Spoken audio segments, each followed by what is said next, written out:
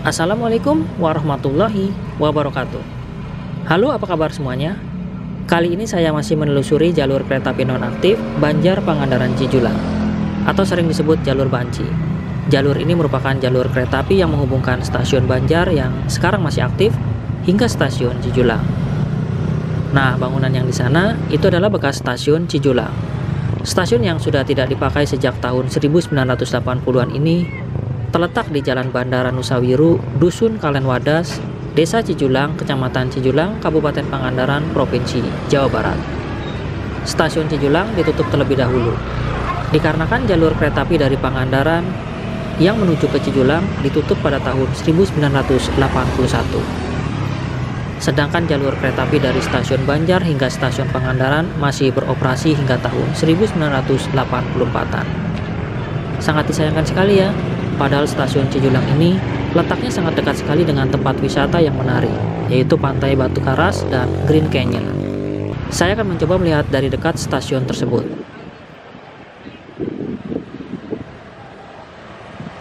Dan di sebelah sini kemungkinan gudang, terlihat dari bentuk pintunya. Seperti inilah bentuk stasiun Cijulang.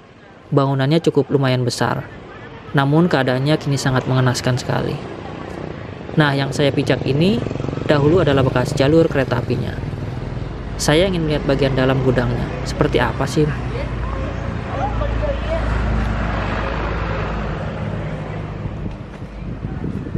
Sangat disayangkan sekali, jendelanya sudah mulai rusak. Mungkin di samping termakan usia, bangunan ini juga memang tidak terawat sama sekali. Seperti inilah keadaan stasiun Cijulang. Ternyata atapnya sebagian besar sudah hilang. Dan di bagian dalamnya sudah ditumbuhi pepohonan. Miris sekali melihat keadaan stasiun Cijulang seperti ini.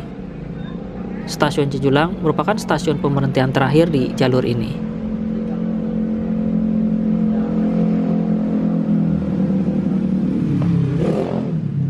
Sangat disayangkan sekali ya, padahal jalur ini merupakan salah satu jalur kereta api yang mempunyai pemandangan alam yang sangat eksotis di wilayah Jawa Barat. Ditandai dengan jalur keretanya yang berkelok-kelok, melintasi perbukitan dan pesisir pantai Pangandaran, sampai berakhir di kota Cijulang. Seperti ini ya kondisinya. Saya ingin melihat ruangan sebelahnya. Kira-kira bekas ruangan apa ya? Mudah-mudahan tidak ada binatang berbisa. Wah, ruangannya seperti ini. Sudah ditumbuhi semak belukar. Padahal lokasi stasiunnya berada di pinggir jalan raya. Tapi bagian dalam stasiunnya sudah seperti ini, seperti hutan belantara. Berbeda jauh dengan keadaan di luar. Jika dibiarkan terbengkalai seperti ini, mungkin tidak lama lagi stasiun ini akan hancur dan hilang tanpa bekas. Seharusnya bangunan ini dijadikan bangunan cagar budaya, karena bangunan stasiun ini merupakan bangunan yang bersejarah bagi perkeretaapian di Indonesia. Ternyata ini adalah bekas ruangan penjualan tiket. Terlihat dari bentuk jendelanya yang di sebelah sana, terdapat lubang tiketnya. Keindahan alam jalur ini terbukti bahwa di jalur kereta api Banjar Pangandaran Cijulang sangat banyak sekali melewati jembatan-jembatan yang eksotis dan juga melewati 4 terowongan, yaitu terowongan Batu Lawang, terowongan Hendrik, terowongan Juliana, dan terowongan Wilhelmina atau terowongan Sumber.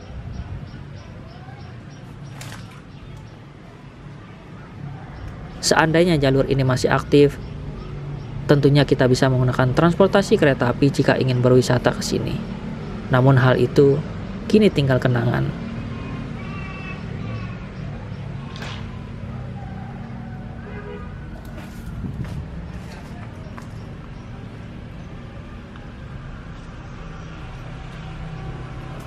Dahulu semasa aktifnya, jalur kereta api ini menghubungkan beberapa daerah di kawasan Ciamis Selatan yang termasuk dalam administrasi Kabupaten Ciamis, Kabupaten Pangandaran, dan Kota Banjar, yakni Banjar, Banjarsari, Padaherang, Kalipucang, Ciputra Pinggan, Pangandaran, Parigi, dan berakhir di Cijulang. Pembangunan jalur kereta api dari Banjar hingga Cijulang dibagi dalam 2 tahap. Tahap pertama dari Banjar Kalipucang yang selesai pembangunannya pada tahun 1916, dan tahap kedua dari Kalipucang Cijulang yang selesai dibangun pada tahun 1921. Total keseluruhan jalur kereta api ini dari Banjar hingga Cijulang sekitar 82,5 km. Saya akan mencoba melihat bagian ruang tunggunya. Seperti apa sih keadaannya sekarang?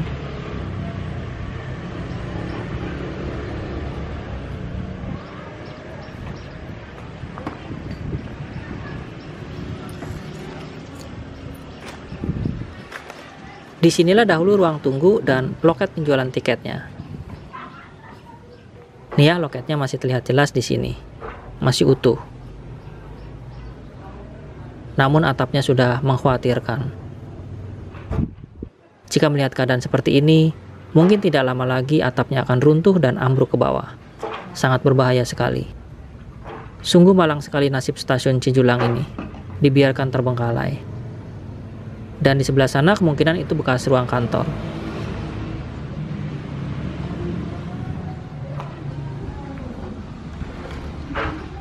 Jendela loketnya seperti ini ya, masih utuh. Jadi dahulu ketika kita ingin naik kereta api, beli tiketnya di sini. Coba kita buka lagi jendelanya.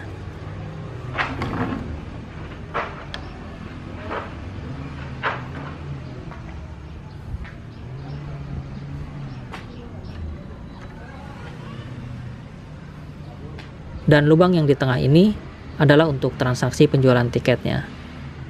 Ya, seperti inilah bentuk loket tiket di stasiun Cijulang. Cukup unik juga bentuk loketnya. Mungkin loket tiket inilah yang membuktikan bahwa bangunan ini dahulu adalah stasiun kereta api. Karena baik di kiri dan di kanan bangunan ini tidak terdapat papan nama stasiun seperti di stasiun Pangandaran. Coba kita intip bagian dalamnya dari lubang tiket ini. Nah, bagian dalamnya seperti ini jika dilihat dari lubang tiket. Padahal dahulunya ruangan kantor untuk petugas yang melayani penjualan tiket, tapi sekarang sudah banyak ditumbuhi semak belukar.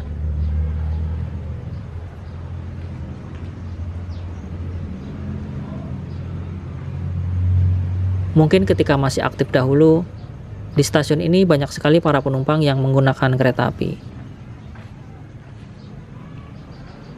Menyedihkan sekali, bangunan ini sudah mulai hancur. Atapnya sudah banyak yang hilang, dan bagian dalam stasiun juga sudah ditumbuhi pepohonan. Rencana semula sebenarnya Parigi merupakan akhir titik pembangunan di jalur ini. Setelah pembangunan sampai Parigi, ternyata daerah Parigi kurang cocok sebagai daerah pemberhentian. Akhirnya, pembangunan dilanjutkan dengan menambah ujung akhir sejauh 5 km dari Parigi, yakni ke Cijulang ini. Cijulang dianggap cocok dan strategis sebagai tempat pemberhentian terakhir. Karena di tempat ini memiliki lembah yang unik yang dapat meneruskan lajur sampai ke Tasikmalaya atau sepanjang pantai selatan menuju Pamengpeuk. Dan di sebelahnya, ini adalah gudangnya. Coba kita intip dari sebelah sini. Nah, seperti ini. Menurut informasi dari beberapa sumber, di stasiun Cijulang ini dahulu terdapat alat pemutar lokomotif atau turntable. Jadi ini dahulu adalah pintu masuk ke dalam stasiun Cijulang. Jadi ketika itu orang mau naik kereta api lewat sini.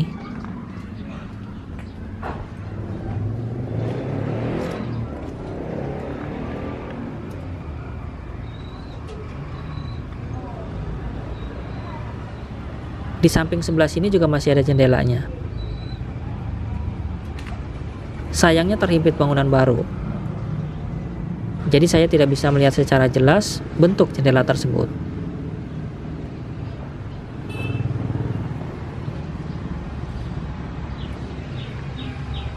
Jika jalur kereta api yang menghubungkan stasiun Banjar hingga Cijulang ini dihidupkan kembali, tentunya akan mudah menjangkau destinasi wisata di Pantai Batu Hiu yang menawan.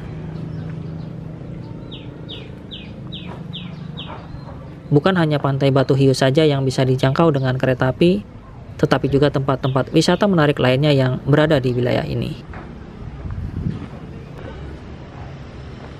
Jalur kereta api Banjar Pangandaran Cijulang adalah salah satu dari sekian banyak jalur kereta api yang sudah tidak aktif lagi.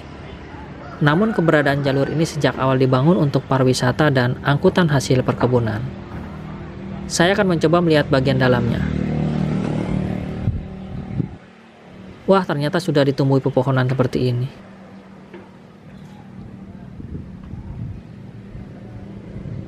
Entah bekas ruangan apa ini dahulunya. Benar-benar sangat mengenaskan sekali nasib stasiun Cijulang ini. Semua ruangannya sudah ditumbuhi semak belukar. Benar-benar tidak ada yang peduli sama sekali dengan bangunan stasiun ini. Sedih sekali saya melihat keadaan bangunan stasiun paling ujung di jalur kereta api Banjar Cijulang.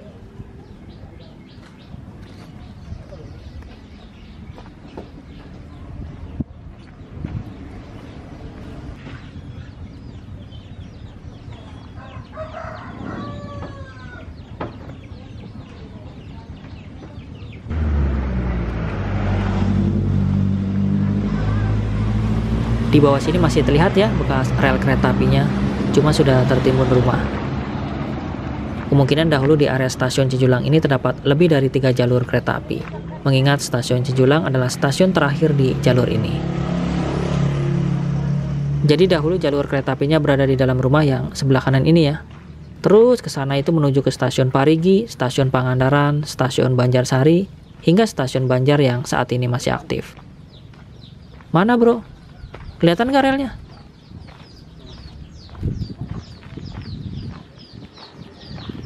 Oh ini relnya. Ternyata relnya tinggal 1 batang. Mungkin ini saja penelusuran saya kali ini di jalur kereta api Banjar Pangandaran hingga Cijulang. Terima kasih yang sudah menonton dan jangan lupa ya share, like, komen, dan subscribe-nya untuk melihat video-video selanjutnya. Wassalamualaikum warahmatullahi wabarakatuh.